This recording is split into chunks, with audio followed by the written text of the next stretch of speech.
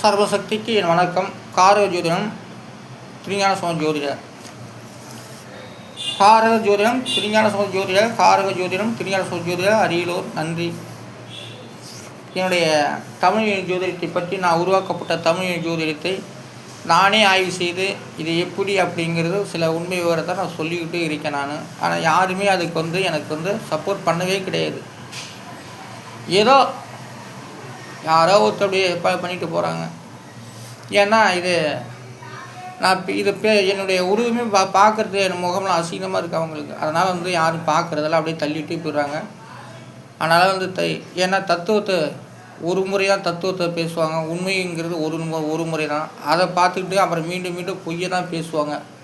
ஆனால் உண்மை என்பதை பார்க்குறதுக்கு ஜனங்களுக்கு இஷ்டம் இல்லை. அதனால் எனக்கு அதிக பேருக்கு இதில் அதிகமாக யாருமே சர்ப்ரைஸ் கொடுக்குறது லைக் கொடுக்க பண்ண கிடையாது. ஒரு ஆர்வத்துடன் எதையுமே செய்ய கிடையாது எனக்கு. அதனால் என்னுடைய யூடியூப் சேனல் அதிக நபர்கள் பார்த்து சர்ப்ரைஸ் பண்ணிக்கிட்டே வாங்க. பார்க்கும்போதெல்லாம் சர்ப்ரைஸ் கொடுங்க, லைக் கொடுங்க. இதை கமெண்டில் போடக்கூடாதா? அதை பற்றி நான் ஒன்றும் உங்கள்கிட்ட எதுக்கு கிடையாது. ஆனால் நீங்கள் எப்படி போட்டால் எனக்கு கமெண்ட் வரணும் அப்படின்னு தான் நினச்சிக்கிட்டு இருக்கேன் நான். ஆனால் வார்த்தை இப்படி தான் ஜாதக பலன் என்பதை இந்த வீடியோ கால் மூலமாக சொல்லிக்கொண்டு வருகின்றேன். ஐந்திணைகள் என்றால் குறிஞ்சி, முல்லை, மருதம், நெய்தல், பாலை. இதான் ஐந்திணைகள். அதாவது குறிஞ்சி, மருதம், முல்லை, பாலை, நெய்தல், இதெல்லாம் ஐந்திணைகள். ஐந்திணைகள் ரொம்ப புலவர்கள் அழகாக எழுதியிருக்காங்க. அதுக்கெல்லாம் நெய்தலுக்கெல்லாம் பெரிய கதையே இருக்குது, நாடகமே இருக்குது நெய்தலுக்கு. நெய்தல் என்றால் கடலை குறிக்கிறது.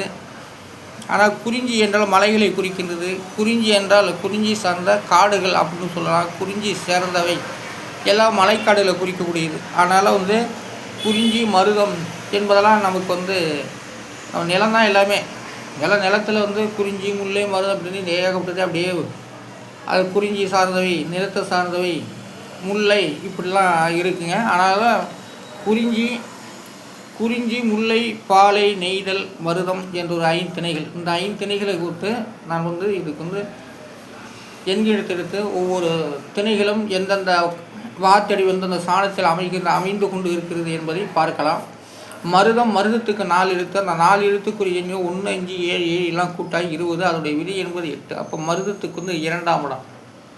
மருதம் என்பது கேட்பவர்களுக்கு தெரியும். நானும் கொஞ்சம் படிப்புக்காரன் தான். ஆனால் அதிகமாக எனக்கு அதை பற்றி தெரியாதுங்க. அதாவது குறிஞ்சி, முல்லை, மருதம், பாலை, நெய்தல் என்பதெல்லாம் படிச்சிருக்கேன், கேள்விப்பட்டேன். அதெல்லாம் நான் படிக்கிறதெல்லாம் அதெல்லாம் என்னன்னே எங்களுக்கு தெரியாது. சும்மா இப்படி பேப்பர் மூலமாக அதனால் தெரிஞ்சுக்கிறேன் நான். அதனால் சில புராணங்கள் இதெல்லாம் படித்து அதன் மூலமாக தான் நான் சொல்லிக்கிட்டு வருவேன். நான் படிக்கிற காலத்தில் எனக்கெல்லாம் இது தெரியாது. நான் படித்ததெல்லாம் அந்த காலத்தை படிப்பேன். அதெல்லாம் அந்த காலத்தில் அவங்க வாத்தியர்களே சோம்பேறிப்பட்டு அதெல்லாம் சொல்லித்தர முடியாது. அவங்களுக்கு அந்தளவுக்கு அப்படி இருக்குது இப்படின்லாம் சொல்ல கிடையாது. ஆனால் அதாவது மருதத்துக்கு 4 எழுத்து. 4 எழுத்துக்குரிய எண்கள் 1, 5, 7 எல்லாம் கூட்டாகி 20. அதனுடைய விதி என்பது 2. அப்போ மருதத்துக்கு விதியின் 2ஆம் இடம். அடுத்ததாக குறிஞ்சிக்கு 4 எழுத்து. 4 எழுத்துக்குரிய எண்கள் 3, 9, 1, 4 இதெல்லாம் கூட்டாக 17. அதனுடைய விதி என்பது 8. குறிஞ்சி 8ஆம் இடம். மருதம் என்பது 2ஆம் இடம். அடுத்ததாக முல்லைக்கு 3 எழுத்துக்கள். அந்த 3 எழுத்துக்குரிய எண்கள் 3, 1, 8 எல்லாம் கூட்டாக 12. அதனுடைய விதி என்பது 3. அப்போ முல்லைக்கு 3. பாலை. அடுத்ததாக பாலைக்கு 2 எழுத்துக்கள். பாலை என்றால் என்ன? மணல், ஒட்டகம் வாழ் இடம். பாலை என்றால் பாலைவனம். அதான் பாலை என்பது. பாலைக்கு 2 எழுத்து. 7, 8 எல்லாம் கூட்டாக 15. அதனுடைய விதி என்பது 6. பாலைக்கு 6ஆம் இடம்.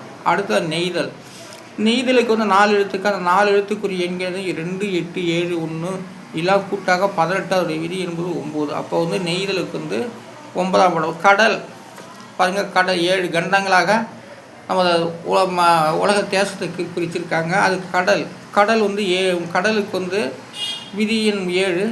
கடல் 3 எழுத்து. அந்த 3 எழுத்துக்குரிய 1, 5, 1, 7 எல்லாம் கூட்டாக 7. அப்போ கடல் 7ஆம் இடம். நம்ம தேசத்தை ஆசிய நாடு என்று ஆசிய நாடு அப்படி சில 2 நாடாக பிரித்து அது இரண்டாக உலகத்தை பிரித்து உள்ளார்கள். அதுதான் கடல் 7. கடலால் தான் உலகத்தை பிரிச்சிருக்காங்க, தேசமாக பிரிச்சிருக்காங்க. அதான் கடல் 7. அப்போ நம்ம வந்து ஆசிய நாட்டில் நம்ம இருக்கோம். வேறு இன்னொரு நாடு அது எனக்கு தெரியாது. ஆசிய நாடு வடக்கு தெற்குன்னு வச்சுக்க வேண்டியதான், இல்லைன்னா கிழக்கு மேற்குன்னு வச்சுக்க வேண்டியதான். ஆனால் கடல் 7. கண்டம் 4 எழுத்து. அந்த 4 எழுத்துக்குரிய என்கிறது 1, 1, 3, 5, 7 கூட்டாக 16. அதோட விதி என்கிறது 7. இந்த உலகத்தை வந்து கண்டம்னு சொல்லலாம், கடல்னு சொல்லலாம். கடலால் பிரிக்கப்பட்டது கண்டம் என்று சொல்லப்பட்டுள்ளது. அதனால் கண்டம் 7 கண்டத்தை தாண்டி போகிறோம், ஒவ்வொரு கண்டத்தை தாண்டி போகிறோம்னு சொல்லுவாங்க. அதான் கண்டம் என்பது 7. அதான் கடல் 7. கடல் 7 கடல் தாண்டி போகும். ஒவ்வொரு கடலுடைய நிறங்கள் மாறும். கருமை நிறமாக இருக்கும், மஞ்சள் நிறமாக இருக்கும், சிவப்பு கரை. ஒவ்வொரு மண் வளத்தை பொறுத்தளவு கடல் நீரும் மாறும். ஆனால் அதான் கண்டத்துடைய விதியின் 7. அடுத்ததாக வந்து உடலுக்கு 3 எழுத்துக்கள். அந்த 3 எழுத்துக்குரிய எண்கிதம் 3, 5, 1 எல்லாம் கூட்டாக்க 9 தான். இப்போ உடலுக்கு 9 வாசம் சொல்லியிருக்காங்க இல்லையா? மூக்குக்கு 2 துவாரா, வாய்க்கு 1, காதுக்கு 2, கண்ணுக்கு 2, மற்ற மலம் வர வழி, சிறுநீர் வர வழி, இதெல்லாம் கூட்டாக்க 9 கரெக்டாக வரும். அதனால் வந்து அதான் உடலுக்கு 9 வாசல் அப்படின்னு சொல்லியிருக்காங்க கவிஞர்கள். அது ரொம்ப கச்சிதமாக சொல்லியிருக்காங்க. எண்ணி எந்த இடம்னு எண்ணி சொல்லியிருக்காங்க. அதான் உடலுக்கு 9 வாசல்ங்கிறது. அடுத்ததாக அந்த மலைக்கு வந்து 2 எழுத்து. அந்த 2 எழுத்துக்குரிய எண்ணும் 1, 8 அதெல்லாம் கூட்டாக்கா 9. அதோடைய விதி என்பது 9. மலைக்கு வந்து 9ஆம் இடம். குகைக்கு வந்து குகை 2 எழுத்துக்கள். அதுக்கு 2 எழுத்துக்குரிய எண்கள் தான் 3, 5. 2 எழுத்து தாங்க குகை. எவ்வளோ பெரிய ஆழங்கள் குகைக்கு, எவ்வளோ பெரிய மாளிகைகள்லாம் குகைக்குள்ளே கட்டியிருக்காங்க. அது 2 எழுத்துக்கு வருது. குகை 8. குகையோட விதியின் 8. காடு 2 எழுத்து. 2 எழுத்துக்குரிய காடு எவ்வளோ பறந்துருக்கு பார்த்தீங்கன்னா. ஆனால் காடுடைய விதிங்கிறது 8, 6. அதோடைய எண்களிலும் 8, 7 எல்லாம் கூட்டாக்கா 15. அதோடைய விதி என்பது 6. காடு.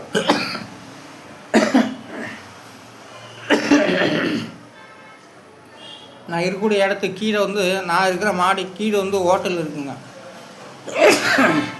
அந்த ஹோட்டலுக்கு வந்து வடை சுடுவாங்க, ரெடி ஏதாவது பிடிக்கும். அதான் தான் இருமல் வருது, காரம் மூக்கில் ஏறும்போது தும்முறேன். அதனால் வந்து அடுத்ததாக காடுக்கு வந்து விதியின் 6. காடு என்பது அழியும் இடம்தான். அதனால் காடு விரைவு ஸ்தானத்தை வருவதால் தான் காடு எல்லாம் நகரமாகிறது, வீடாகிறது. காடு என்ற சொல் நிலையில், அதனால் தான் விரைவு ஸ்தானத்தில் வருகிறது. அடுத்ததாக வந்து உயிரே என்ற ஒரு 3 எழுத்துக்கு 3, 3, 4 இதெல்லாம் கூட்டாக்க 10. அதோடைய விதி என்பது 1. அப்போ உயிரே என்ற சொல்லுக்கு 1ஆம் இடம், லக்கணம் 1ஆம் இடம். அதான் உயிரே என்று சொல்லுக்கு விதியின் 1ஆம் இடத்துக்கு வருது. நம்ம உயிரை வந்து உயிரே அப்படின்னு சொல்கிறோம். அந்த உயிர் என்ன? நம்ம தான், வேறு யாரும் இல்லை. நம்ம உயிரும் கேட்குது, நம்ம உடம்பும் கேட்குது. அடுத்ததாக வந்து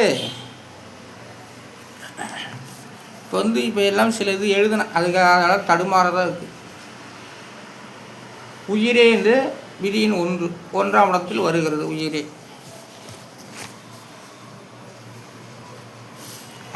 அங்கத்துக்கு 4 எழுத்து. 4 எழுத்துக்குரிய எண்கிறது 1, 8, 1, 7 எல்லாம் கூட்டாக 17. அதோடைய விதி என்பது 8. அங்கம் வந்து 8ஆம் இடம். அங்கம் 8ஆம் இடம். நம்ம அங்கத்தில் வந்து உடம்புல வந்து எல்லாமே அங்கம்தான், அதுக்கு பேர். ஒவ்வொன்றையும் அறுத்தாக ஒவ்வொன்றும் அங்கம்தான். அந்த அங்கத்தெடு, இந்த அங்கத்தெடு பெயர்கள் வைத்து சொல்லப்பட்டுள்ளது. அதனால் அங்கம் 17, 18 வகை வருகிறது. அடுத்த இடுப்புக்கு வந்து 4 எழுத்து. அந்த 4 எழுத்துக்குரிய எழுதினா 2, 7, 6, 2 அதெல்லாம் கூட்டாக 17. அதோடைய விதி என்பது 8. அப்போது இடுப்போட விதி எண் 8. அங்கம் 8, இடுப்பு 8. 8 விதமாக இந்த இடுப்பில் வந்து என்னென்ன வளைஞ்சிருக்கு சொல்லியிருக்கோ அதான் 8. இடுப்பு விதி எண் 8. அப்போது இடுப்போட விதி எண் 8. 8 ஆங்கிலத்திலும் கிடையாது, 8 மீட்டர்னு கிடையாது. அது இடுப்பு அப்படிங்கிறதுக்கு 17. அதோடைய விதி என்பது 8. அடுத்ததாக வந்து அறிவுக்கு வந்து 3 எழுத்துக்கள் 1, 9, 7 இதெல்லாம் கூட்டாக 17. அதோடைய விதி என்பது 8. அறிவு 8ஆம் இடம்.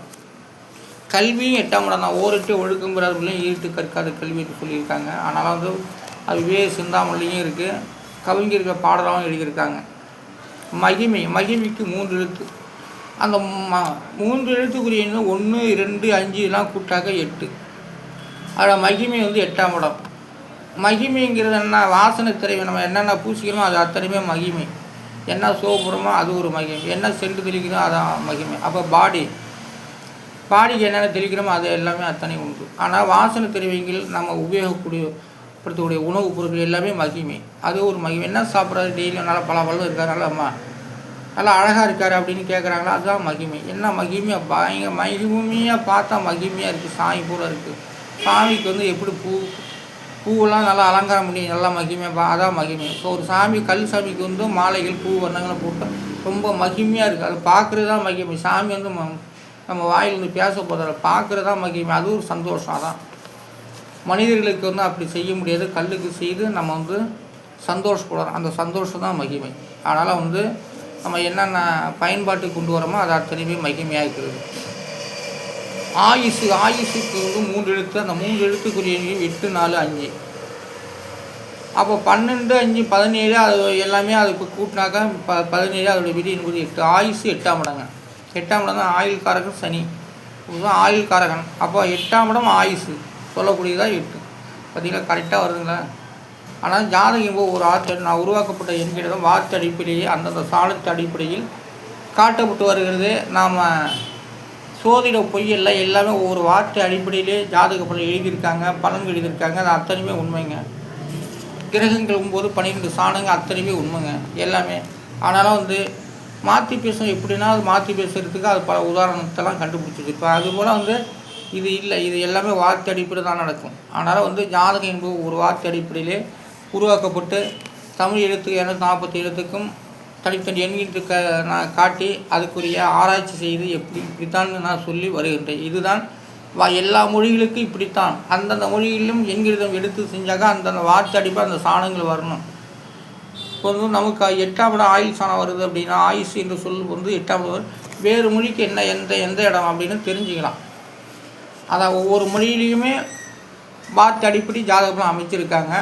அதான் இங்கிலீஷில் மட்டும்தான் அது வந்து காட்டி அவங்க பேரை வச்சு பிறந்த தேதி வச்சுமே என்கிட்ட எழுதிட்டாங்க. ஆனால் வார்த்தை அடிப்படை தான் ஜாதக பலங்கிறது. அது உண்மைன்னு அவங்களாலே சொல்ல முடியாது. நான் சொல்கிறேங்க, எந்த இடத்துக்கு கூப்பிட்டாலும் நான் வந்து சொல்லுவேன். இது என்னுடைய வீடியோக்களில் ஒரு சாட்சி. நான் சொல்லக்கூடியது எல்லாமே என்னுடைய வீடியோக்களே நான் சொல்லக்கூடிய அத்தனையுமே என்னுடைய வீடியோக்கள் சாட்சி. இப்படித்தான் தமிழ் ஜோதிடம் நான் வச்சுருக்கேன், எல்லாமே வச்சுருக்கேன். நான் ரைட்ஸ்லாம் வாங்கியிருக்கேன். இருக்குது ரொம்ப கஷ்டப்பட்டு வாங்கினேன். நான் ரைட்ஸ்லாம் இடம் தெரியாமல் ரொம்ப ஆண்டு காலம் தடுமாறி எப்படியோ வாங்கி வச்சுருக்கேன். ஆனால் இந்த வீடியோக்கள் மூலம் நான் பேசப்பட்டு வருவதெல்லாம் இது என்ன சார்ந்தது தான், வேறு யாரையுமே இல்லை. எனக்கு யாருமே வந்து துணையாக இருந்து யாரும் சொல்லித்தரவில்லை. இதை நான் மட்டும்தான் சொல்லி கொண்டு வருகின்றேன். ஆனால் வார்த்தடிப்பு ஜாதக பலன் மேஷ வருஷம் மிதுன கடக சிம்மம் கன்னி துலாம் விருச்சிகம் தனுசு மகர கும்பம் மீனம் இத்தனைக்கும் 27 நட்சத்திரத்துக்கும் பலன் சொல்லப்பட்டு வருகின்றேன். இதுதான் வார்த்தை அடிப்படையில் ஜாதக பலன் என்பது.